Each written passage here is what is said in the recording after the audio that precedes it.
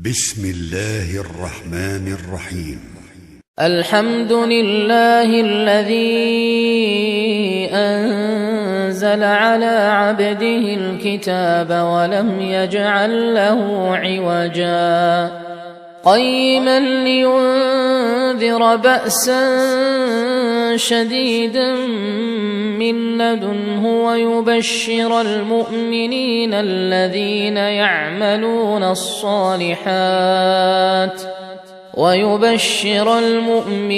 الذين يعملون الصالحات أن لهم أجرا حسنا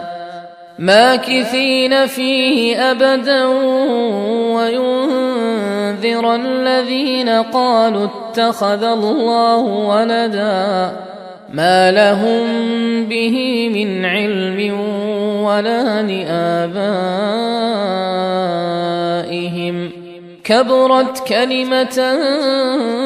تخرج من أفواههم إن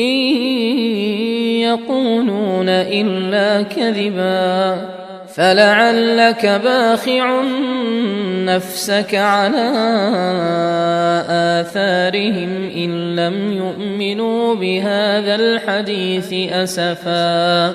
إنا جعلنا ما على الأرض زينة لها لنبلوهم أيهم أحسن عملا وإنا لجاعلون ما عليها صعيدا جرزا أم حسبت أن أصحاب الكهف والرقيم كانوا من آياتنا عجبا إذ أوى الفتية إلى الكهف فقالوا ربنا آتنا من لدنك رحمة وهيئ لنا من أمرنا رشدا فضربنا على آذانهم في الكهف سنين عددا ثم بعثناهم لنعلم أي الحزبين أحصى لما لبثوا أمدا نحن نقص عليك نبأهم بالحق إنهم فتية آمنوا بربهم وزدناهم هدى وربطنا على قلوبهم إذ قاموا فقالوا ربنا رب السماوات والأرض لن ندعو من دونه إلها لقد قلنا إذا شططا هؤلاء قومنا اتخذوا من دونه آلهة لولا يأتون عليهم بسلطان بين فمن أظلم ممن افترى على الله كذبا وإذ اعتزلتموهم وما يعبدون إلا الله فأووا إلى الكهف ينشر لكم ربكم من رحمته ويهيئ لكم من أمركم مرفقا وترى الشمس إذا طلعت تزاور عن كهفهم ذات اليمين وإذا غربت تقرضهم ذات الشمال وهم في فجوة منه ذلك من آيات الله من يهد الله فهو المهتد ومن يضلل فلن تجد له وليا مرشدا وتحسبهم أيقاظا وهم رقود ونقلبهم ذات اليمين وذات الشمال وكلبهم باسط ذراعيه بالوصيد لو اطلعت عليهم لوليت منهم فرارا ولملئت منهم رعبا وكذلك بعثناهم ليتساءلوا بينهم قال قائل منهم كم لبثتم قالوا لبثنا يوما أو بعض يوم قالوا ربكم أعلم بما لبثتم فابعثوا أحدكم بورقكم هذه إلى المدينة فلينظر أيها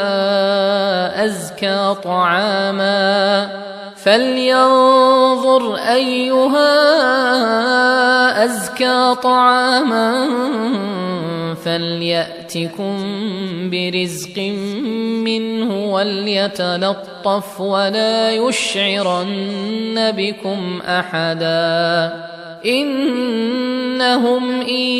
يظهروا عليكم يرجموكم أو يعيدوكم في ملتهم ولن تفلحوا إذا أبدا وكذلك أعثرنا عليهم ليعلموا أن وعد الله حق وأن الساعة لا ريب فيها إذ يتنازعون بينهم أمرهم فقالوا ابنوا عليهم بنيانا ربهم أعلم بهم قال الذين غلبوا على أمرهم لنتخذن عليهم مسجدا سيقولون ثلاثة رابعهم كلبهم ويقولون خمسة سادسهم كلبهم رجما بالغيب ويقولون سبعة وثامنهم كلبهم قل ربي أعلم بعدتهم ما يعلمهم إلا قليل فلا تمار فيهم إلا مراء ظاهرا ولا تستفت فيهم منهم أحدا ولا تقولن لشيء إني فاعل ذلك غدا إلا أن يشاء الله واذكر ربك إذا نسيت وقل عسى أن يهديني ربي لأقرب من هذا رشدا ولبثوا في كهفهم 300 سنين وازدادوا 9 قل الله أعلم بما لبثوا له غيب السماوات والأرض أبصر به وأسمع ما لهم من دونه من ولي ولا يشرك في حكمه أحدا واتل ما أوحي إليك من كتاب ربك لا مبدل لكلماته ولن تجد من دونه ملتحدا واصبر نفسك مع الذين يدعون ربهم بالغداة والعشي يريدون وجهه ولا تعد عيناك عنهم تريد زينة الحياة الدنيا ولا تطع من أغفلنا قلبه عن ذكرنا واتبع هواه وكان أمره فرطا وقل الحق من ربكم فمن شاء فليؤمن ومن شاء فليكفر إنا أعتدنا للظالمين نارا أحاط بهم سرادقها وإن يستغيثوا يغاثوا بماء كالمهل يشوي الوجوه بئس الشراب وساءت مرتفقا إن الذين آمنوا وعملوا الصالحات إنا لا نضيع أجر من أحسن عملا أولئك لهم جنات عدن تجري من تحتهم الأنهار يحلون فيها من أساور من ذهب ويلبسون ثيابا خضرا من سندس وإستبرق متكئين فيها على الأرائك نعم الثواب وحسنت مرتفقا واضرب لهم مثلا الرجلين جعلنا لأحدهما جنتين من أعناب وحففناهما بنخل وجعلنا بينهما زرعا كلتا الجنتين آتت أكلها ولم تظلم منه شيئا وفجرنا خلالهما نهرا وكان له ثمر فقال لصاحبه وهو يحاوره أنا أكثر منك مالا وأعز نفرا ودخل جنته وهو ظالم لنفسه قال ما أظن أن تبيد هذه أبدا وما أظن الساعة قائمة ولئن رددت إلى ربي لأجدن خيرا منها منقلبا قال له صاحبه وهو يحاوره أكفرت بالذي خلقك من تراب ثم من نطفة ثم سواك رجلا لكن هو الله ربي ولا أشرك بربي أحدا ولولا إذ دخلت جنتك قلت ما شاء الله لا قوة إلا بالله إن ترني أنا أقل منك مالا وولدا فعسى ربي أن يؤتيني خيرا من جنتك ويرسل عليها حسبانا من السماء فتصبح صعيدا زلقا أو يصبح ماؤها غورا فلن تستطيع له طلبا وأحيط بثمره فأصبح يقلب كفيه على ما أنفق فيها وهي خاوية على عروشها ويقول يا ليتني لم أشرك بربي أحدا ولم تكن له فئة ينصرونه من دون الله وما كان منتصرا هنالك الولاية لله الحق هو خير ثوابا وخير عقبا واضرب لهم مثل الحياة الدنيا كماء إن أنزلناه من السماء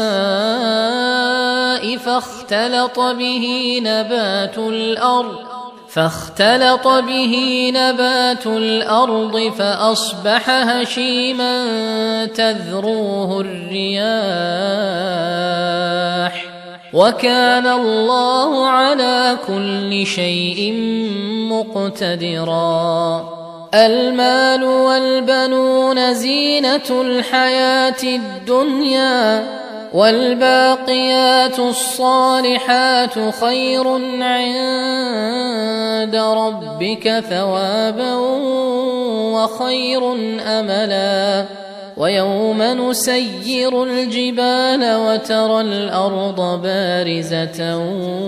وحشرناهم فلم نغادر منهم أحدا وعرضوا على ربك صفا لقد جئتمونا كما خلقناكم أول مرة بل زعمتم أن لن نجعل لكم موعدا ووضع الكتاب فترى المجرمين مشفقين مما فيه ويقولون يا ويلتنا ما لهذا الكتاب لا يغادر صغيرة ولا كبيرة إلا أحصاها ووجدوا ما عملوا حاضرا ولا يظلم ربك أحدا وإذ قلنا للملائكة اسجدوا لآدم فسجدوا إلا إبليس كان من الجن ففسق عن أمر ربه أفتتخذونه وذريته أولياء من دوني وهم لكم عدو بئس للظالمين بدلا ما أشهدتهم خلق السماوات والأرض ولا خلق أنفسهم وما كنت متخذ المضلين عضدا ويوم يقول نادوا شركائي الذين زعمتم فدعوهم فلم يستجيبوا لهم وجعلنا بينهم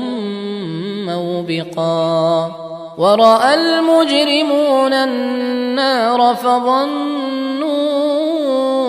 أنهم مواقعوها ولم يجدوا عنها مصرفا ولقد صرفنا في هذا القرآن للناس من كل مثل وكان الإنسان أكثر شيء جدلا وما منع الناس أن يؤمنوا إذ جاءهم الهدى ويستغفروا ربهم إلا أن تأتيهم سنة الأولين أو يأتيهم العذاب قبلا وما نرسل المرسلين إلا مبشرين ومنذرين ويجادل الذين كفروا بالباطل ليدحضوا به الحق واتخذوا آياتي وما أنذروا هزوا ومن أظلم ممن ذكر بآيات ربه فأعرض عنها ونسي ما قدمت يداه إنا جعلنا على قلوبهم أكنة أن يفقهوه وفي آذانهم وقرا وإن تدعهم إلى الهدى فلن يهتدوا إذن أبدا وربك الغفور ذو الرحمة لو يؤاخذهم بما كسبوا لعجل لهم العذاب بل لهم موعد لن يجدوا من دونه موئلا وتلك القرى أهلكناهم لما ظلموا وجعلنا لمهلكهم موعدا وإذ قال موسى لفتاه لا أبرح حتى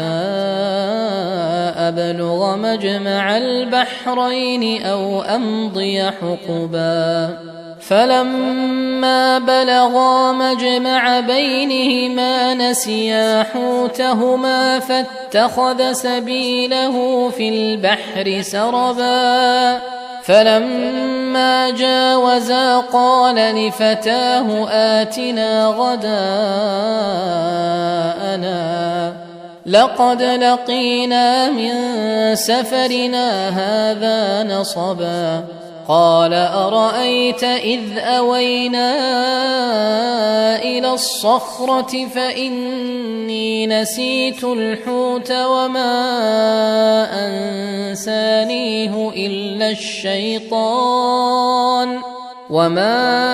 أنسانيه إلا الشيطان أن أذكره واتخذ سبيله في البحر عجبا قال ذلك ما كنا نبغي فارتدا على آثارهما قصصا فوجدا عبدا من عبادنا آتيناه رحمة من عندنا وعلمناه من لدنا علما قال له موسى هل أتبعك على أن تعلمني مما علمت رشدا قال إنك لن تستطيع معي صبرا وكيف تصبر على ما لم تحط به خبرا قال ستجدني إن شاء الله صابرا ولا أعصي لك أمرا قال فإن اتبعتني فلا تسألني عن شيء حتى أحدث لك منه ذكرا فانطلقا حتى إذا ركبا في السفينة خرقها قال أخرقتها لتغرق أهلها لقد جئت شيئا إمرا قال ألم أقل إنك لن تستطيع معي صبرا قال لا تؤاخذني بما نسيت ولا ترهقني من أمري عسرا فانطلقا حتى إذا لقيا غلاما فقتله قال أقتلت نفسا زكية بغير نفس لقد جئت شيئا نكرا قال ألم أقل لك إنك لن تستطيع معي صبرا قال إن سألتك عن شيء بعدها فلا تصاحبني قد بلغت من لدني عذرا فانطلقا حتى إذا أتيا أهل قرية استطعما أهلها فأبوا أن يضيفوهما فأبوا أن يضيفوهما فوجدا فيها جدارا يريد أن ينقض فأقامه قال لو شئت لاتخذت عليه أجرا قال هذا فراق بيني وبينك سأنبئك بتأويل ما لم تستطع عليه صبرا أما السفينة فكانت لمساكين يعملون في البحر فأردت أن أعيبها وكان وراءهم ملك يأخذ كل سفينة غصبا وأما الغلام فكان أبواه مؤمنين فخشينا أن يرهقهما طغيانا وكفرا فأردنا أن يبدلهما ربهما خيرا منه زكاة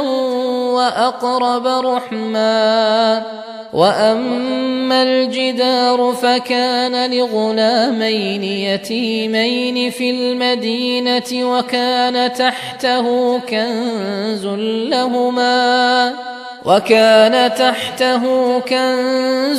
لهما وكان أبوهما صالحا فأراد ربك أن يبلغا أشدهما ويستخرجا كنزهما رحمة من ربك وما فعلته عن أمري ذلك تأويل ما لم تسطع عليه صبرا ويسألونك عن ذي القرنين قل سأتلو عليكم منه ذكرا إنا مكنا له في الأرض وآتيناه من كل شيء سببا فأتبع سببا حتى إذا بلغ مغرب الشمس وجدها تغرب في عين حمئة ووجد عندها قوما قلنا يا ذا القرنين إما أن تعذب وإما أن تتخذ فيهم حسنا قال أما من ظلم فسوف نعذبه ثم يرد إلى ربه فيعذبه عذابا نكرا وأما من آمن وعمل صالحا فله جزاء الحسنى وسنقول له من أمرنا يسرا ثم أتبع سببا حتى إذا بلغ مطلع الشمس وجدها تطلع على قوم لم نجعل لهم من دونها سترا كذلك وقد أحطنا بما لديه خبرا ثم أتبع سببا حتى إذا بلغ بين السدين وجد من دونهما قوما لا يكادون يفقهون قولا قالوا يا ذا القرنين إن يأجوج ومأجوج مفسدون في الأرض فهل نجعل لك خرجا على أن تجعل بيننا وبينهم سدا قال ما مكني فيه ربي خير فأعينوني بقوة أجعل بينكم وبينهم ردما آتوني زبر الحديد حتى إذا ساوى بين الصدفين قال انفخوا حتى إذا جعله نارا قال آتوني أفرغ عليه قطرا فما استطاعوا أن يظهروه وما استطاعوا له نقبا قال هذا رحمة من ربي فإذا جاء وعد ربي جعله دكاء وكان وعد ربي حقا وتركنا بعضهم يومئذ يموج في بعض ونفخ في الصور فجمعناهم جمعا وعرضنا جهنم يومئذ للكافرين عرضا الذين كانت أعينهم في غطاء عن ذكري وكانوا لا يستطيعون سمعا أفحسب الذين كفروا أن يتخذوا عبادي من دوني أولياء إنا أعتدنا جهنم للكافرين نزلا قل هل ننبئكم بالأخسرين أعمالا الذين ضل سعيهم في الحياة الدنيا وهم يحسبون أنهم يحسنون صنعا أولئك الذين كفروا بآيات ربهم ولقائه فحبطت أعمالهم فلا نقيم لهم يوم القيامة وزنا ذلك جزاؤهم جهنم بما كفروا واتخذوا آياتي ورسلي هزوا إن الذين آمنوا وعملوا الصالحات كانت لهم جنات الفردوس نزلا خالدين فيها لا يبغون عنها حولا قل لو كان البحر مدادا لكلمات ربي لنفد البحر قبل أن تنفد كلمات ربي ولو جئنا بمثله مددا قل إنما أنا بشر مثلكم يوحى إلي أنما إلهكم إله واحد فمن كان يرجو لقاء ربه فليعمل عملا صالحا ولا يشرك بعبادة ربه أحدا.